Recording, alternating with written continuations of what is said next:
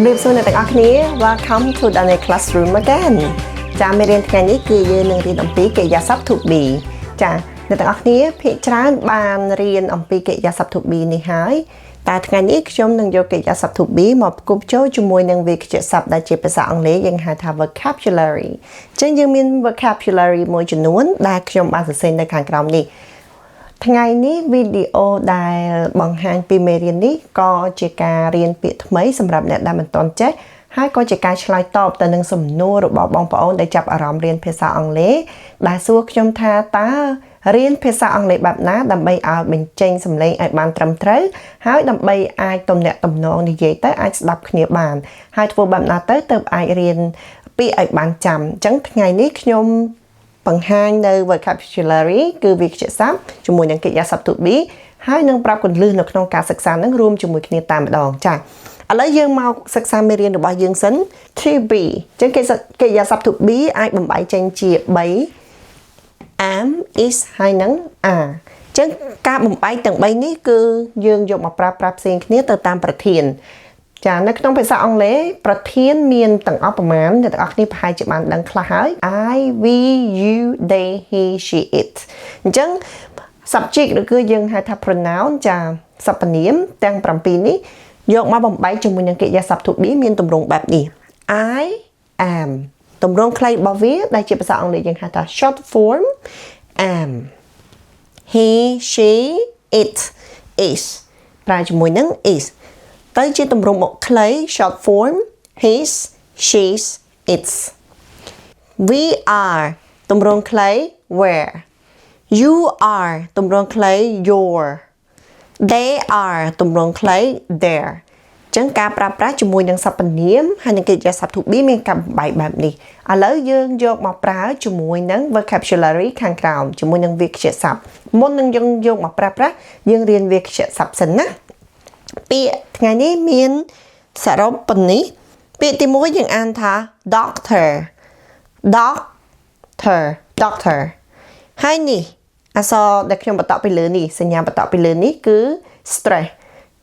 នេះគឺសំខាន់ខ្លាំងណាស់ពីព្រោះភាសាខ្មែរយើងគឺមានសំឡេងស្មើដែលអង់គ្លេសយើងហៅថា flat sound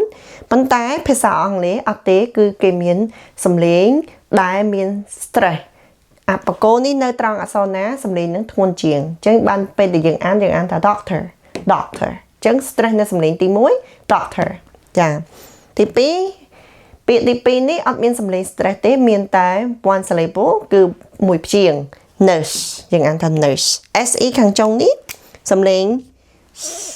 ខំថ្មីងដែលខ្ញុំតែនិយាយថាដើម្បីរៀនភាសាអង់គ្លេសយើងមិនចាំបាច់ប្រឹងបញ្ចេញសំឡេងឲ្យដូចជនជាតិអាមេរិកជនជាតិអូស្ត្រាលីឬក៏ជនជាតិអង់គ្លេសនោះទេតែអ្វីដែលយើងត្រូវយកចិត្តទុកដាក់គឺការដាក់មាត់អណ្ដាតថ្មីងឲ្យបានត្រឹមត្រូវបបោមាត់ថ្មីងអណ្ដាតគឺជារឿងសំខាន់បើយើងដាក់ត្រឹមត្រូវយើងបញ្ចេញសំឡេងត្រឹមត្រូវការទំនាក់ទំនងគឺមានប្រសិទ្ធភាពធ្វើឲ្យគេយល់អានេះគឺជាពិសោធន៍ដែលខ្ញុំបានពិសោធន៍កន្លងមកពេលដែលខ្ញុំទៅរៀនគឺ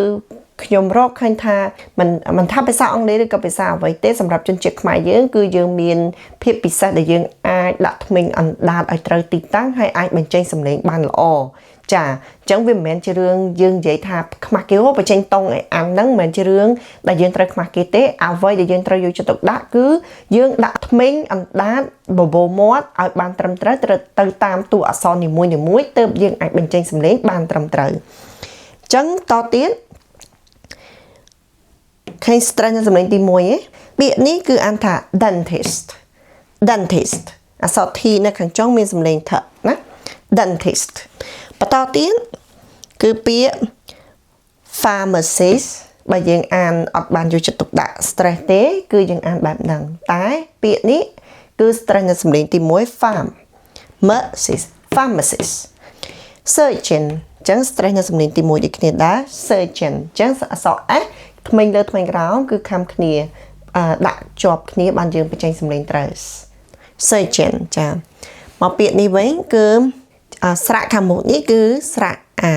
ហើយស្រៈ a ខាងក្រោយនេះគឺស្រៈ សំឡេង អញ្ចឹង stress នៅព្យាង្គទី3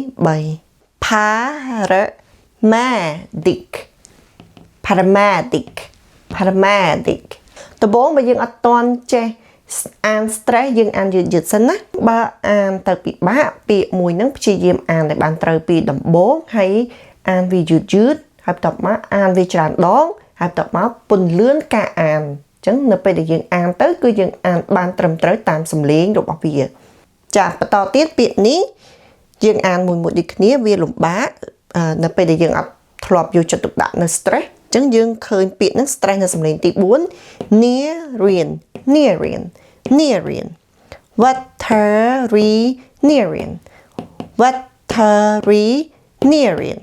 ចឹងយើងពន្លឿនការអានបាត់ថែមបន្តិចទៀត veterinarian ចា stress នៅសំឡេងទី4នេះស្រៈ a កន្លែងនេះឃើញស្រៈ a ប៉ុន្តែសំឡេង near វិញហើយសួរថាអូយធ្វើមិនទៅបានចាំអញ្ចឹងរៀនចាហើយរៀនឲ្យចំណាំមួយទៅចាតទៀត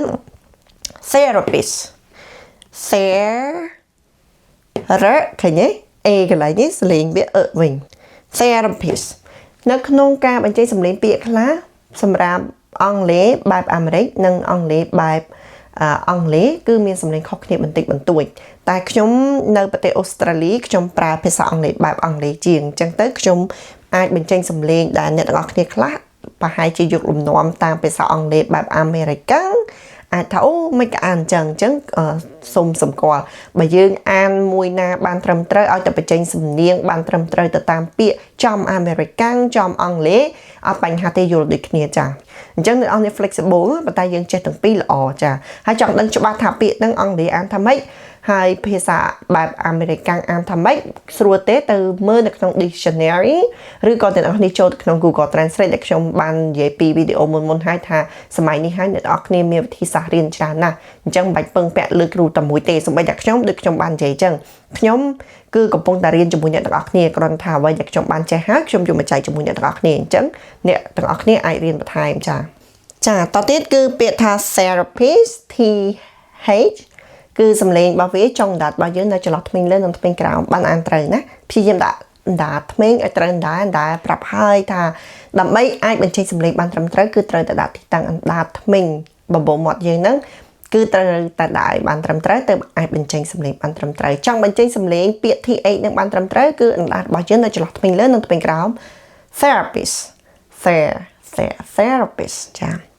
therapist សំឡេងនៅស្រេចទី1គឺ therapist ចាចឹងពាក្យទាំងអំបានមកនេះដែលយើងបានរៀនហើយយើងឥឡូវយើងមកដឹងនៅអត្ថន័យរបស់ពាក្យនីមួយៗពាក្យខ្លះយើងបានដឹងរួចហើយយើងរៀនសាថ្មីម្ដងទៀតណា doctor នឹងប្រែថាវេជ្ជបណ្ឌិតឬក៏បណ្ឌិត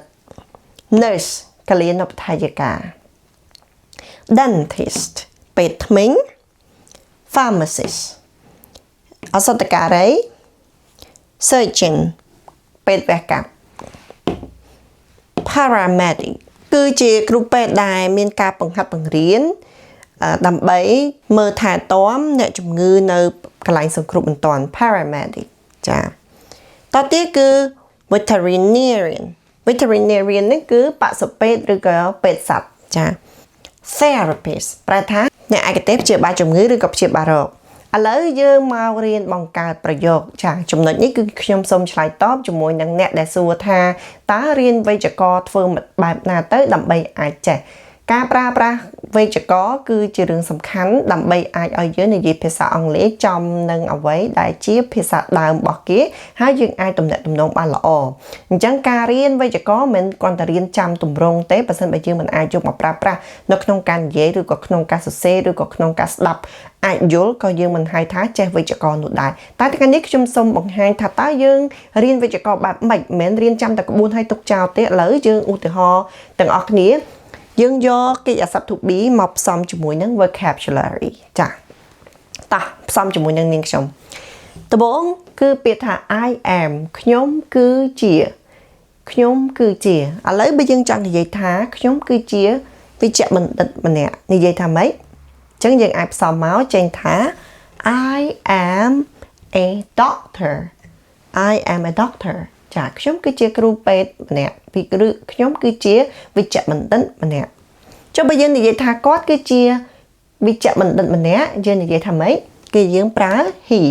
ចា he is ឬក៏យើងប្រើទម្រង់ខ្លី he's a doctor ចាបន្តទៀតយើងចង់និយាយថា she នាងគឺជាវេជ្ជបណ្ឌិតម្នាក់យើងអាចផ្សំពាក្យ she is a doctor ហើយទម្រង់ខ្លី she's a doctor ចាឥឡូវយើងចង់និយាយថា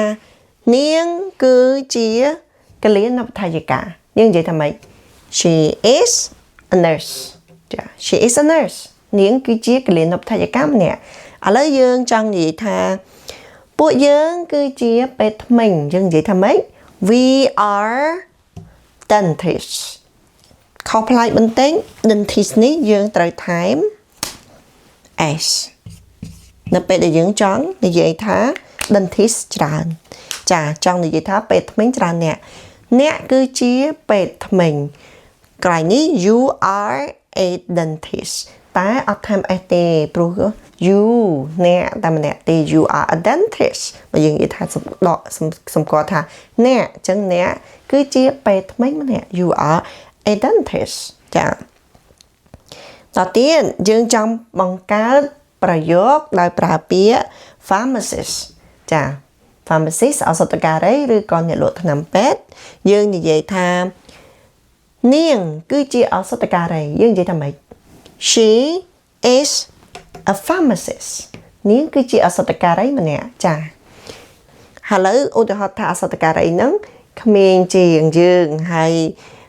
យើងសាច់ច្បងយើងអាចនិយាយថាវាអញ្ចឹងអាចថាប្អូនយើងអញ្ចឹងណាវាគឺជាឱសថការីម្នាក់អញ្ចឹងយើងចង់និយាយអញ្ចឹងយើងអាចនិយាយថាម៉េច it is a pharmacist វាគឺជាឱសថការីម្នាក់ឬក៏អ្នកលក់ថ្នាំពេទ្យម្នាក់ចាតទៀត surgeon ពេទ្យវះកាត់ចុះបើយើងនិយាយថាពួកគេគឺជាពេទ្យវះកាត់និយាយថាម៉េច they are surgeons មាន s ថែម s មកណាក្នុងការថែម s ថែមអីនេះចាំមេរៀនក្រោយចាំយើងរៀនឥឡូវយើងគ្រាន់តែយល់ថាកិរិយាសព្ទ to be យកមកបង្កើតជាប្រយោគបែបណាហើយនឹងរៀនពាក្យប្រមាណពាក្យនេះនៅថ្ងៃនេះគឺជាពាក្យតកតងនឹងមុខរបរនៅក្នុងវិស័យសុខាភិបាលចាមានប្រមាណពាក្យនឹងមានច្រើនពាក្យទៀតប៉ុន្តែឥឡូវយើងរៀនតែប្រមាណពាក្យនេះសិនតទៀតចាឥឡូវបើយើងនិយាយថាខ្ញុំគឺជាគ្រូពេទ្យនៅក្នុងបន្ទប់សង្គ្រោះបន្ទាន់អញ្ចឹងយើងនិយាយថាម៉េចយើងគឺប្រើពាក្យ I am ទម្រង់ខ្លី am I am a paramedic ឥឡូវយើងចង់និយាយថាគាត់គឺជាគ្រូពេទ្យមើលថាតើអ្នកជំងឺម្នាក់នៅក្នុងបន្ទប់សង្គ្រោះបន្ទាន់អញ្ចឹងយើងនិយាយថាម៉េច he is a paramedic ពាក្យមួយទៀតគឺពាក្យថា veterinarian ប្រែថាបសុពេទ្យឬក៏ពេទ្យសត្វចុះបើយើងនិយាយថាពួកគេគឺជាបសុពេទ្យឬក៏ពួកគេជាពេទ្យសត្វយើងប្រើមួយណាយើងប្រើ they are ឬក៏ their veterinarians គឺយើងត្រូវថែមកន្លែងនេះមកចាតទៀត therapist ចា therapist គឺអ្នកព្យាបាលជំងឺអញ្ចឹងអ្នកឯកទេសព្យាបាលជំងឺបើយើងនិយាយថានាងគឺជាគ្រូពេទ្យឯកទេសព្យាបាលជំងឺនិយាយថាម៉េចគឺប្រើ she is a therapist នាងគឺជាគ្រូពេទ្យព្យាបាលជំងឺឯកទេសគឺការរៀនបែបនេះឯងយើងរៀនវេយ្យាករណ៍យើងយកមកផ្សំជាមួយនឹងពាក្យហើយនៅពេលដែលយើងផ្សំបានចេះហើយពេលខ្លះយើងអត់ទាន់មានឱកាសប្រើប្រាស់ពាក្យនោះទេអញ្ចឹងយើងត្រូវរកឱកាសប្រើប្រាស់ពាក្យរកឱកាសមិនបើអត់មានឱកាសក្នុងការនិយាយមែនតែនក៏យើងត្រូវសរសេរយើងត្រូវអានខ្លួនឯងបានញឹកញាប់សរសេរឲ្យអានទៅឲ្យមានភាពស្ទាំចាតបមកវេយ្យាករណ៍រៀនហើយយកមកបូកផ្សំជាមួយនឹងពាក្យចាទៅយើងអាចចេះវេយ្យាករណ៍ទូចទេថ្ងៃនេះចាព្រោះវាជាវេយ្យាករណ៍សាមញ្ញដែលអ្នកគ្រប់គ្នារៀនភាសាអង់គ្លេសដំបូងគេមេរៀនគឺកិរិយាសព្ទ to be នេះហើយដើម្បីឲ្យយើងអាចចេះនិយាយបានថ្ងៃនេះខ្ញុំ